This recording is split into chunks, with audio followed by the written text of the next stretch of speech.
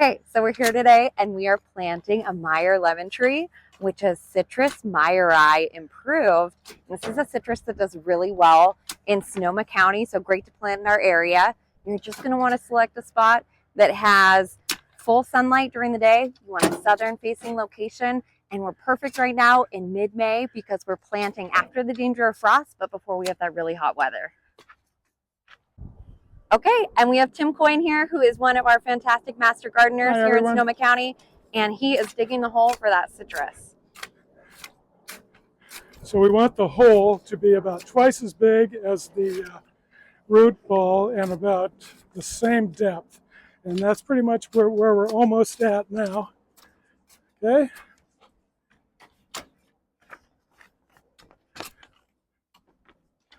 Okay, and as we're digging this hole, as Tim's digging this hole, we're going to make sure that we leave the bottom of it undisturbed so that the tree doesn't settle over time and we don't end up with crown rot.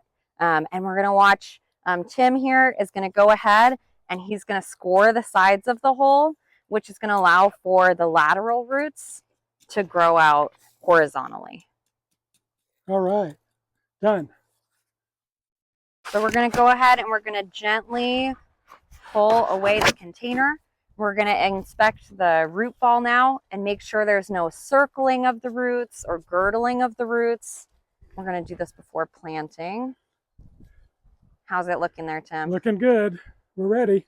All right, so now we're going to place it in the hole with the protruding notch of the graft union, which Tim is going to point out. On this, which is the intersection of the roots and the scion, is a little high on this particular plant, and we're going to plant that with the notch facing northeast to protect it from the sun. And we're going to start to plant this right now. We're oriented correctly, and here we go. All right. As you can see, some of the roots are visible. That's fine because we do want that root knot, that notch there, and the intersection between the roots and the scion to be above ground, and that's above soil level.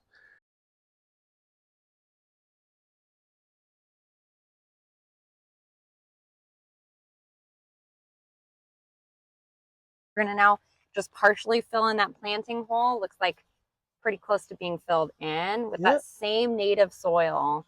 So you're not going to add in any additional soil or use potting soil, just the soil that you dug out of the hole. And we're going to gently firm up that soil like Tim is doing now and just eliminate any large air pockets that might be in there.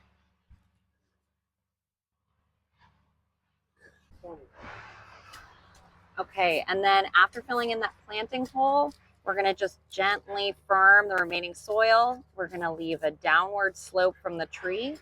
That's going to prevent any water from accumulating around your trunk. And we're going to just create a downward donut-shaped shallow moat or basin that's around the tree like Tim has made there.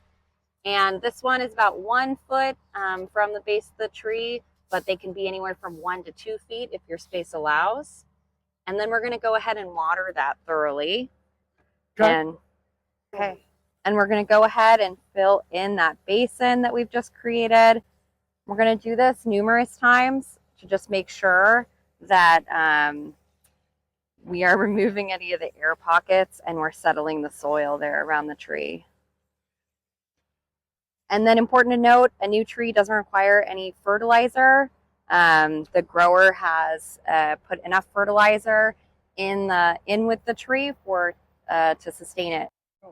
Okay, and now Tim is going to go ahead and head off our tree 18 to 24 inches above the top of the soil. This may seem like a really painful thing to do. You see flowers and little fruits set up here, but really what you're doing when you do this at the planting of a citrus, you're going to allow the energy that would have been going into all those limbs and fruit and flowers up there to go down into the roots and to go into the trunk of the tree. And that's going to give you a stronger, healthier tree and a lot more fruit in future years. So even though Patty, whose garden this is a little anxious seeing how much of the tree was just cut off, it's going to be a really great decision for the full life of the tree.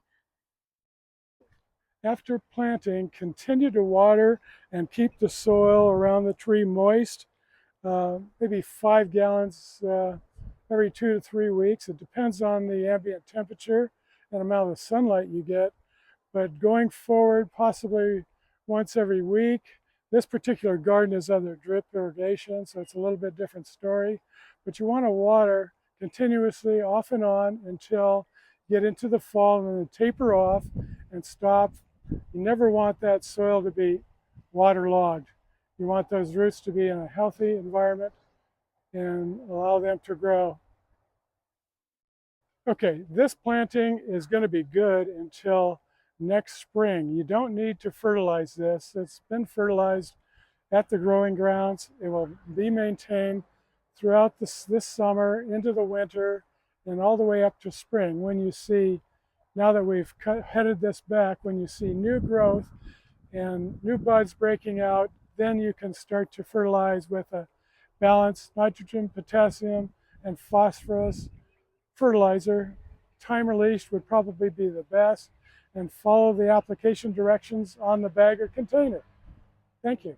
Okay, what we want to do to protect the trunk is to wash it with a 1-to-1 mixture of water to latex-based paint, and we want to do it on the entire trunk, all the way down, both sides, and all the way down to soil level, or depending on where the intersection is between the roots and the scion, all the way down, even maybe an inch lower than that.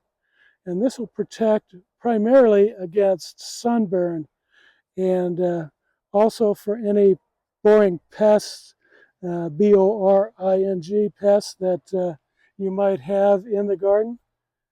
So this is good to do actually every year, to re-up this 1-to-1 water to latex paint, so that you're protecting that trunk from sunburn. You don't want that to happen, because the next thing that will happen is it'll crack and it'll allow access for pathogens. So my suggestion is do it every year. Thank you.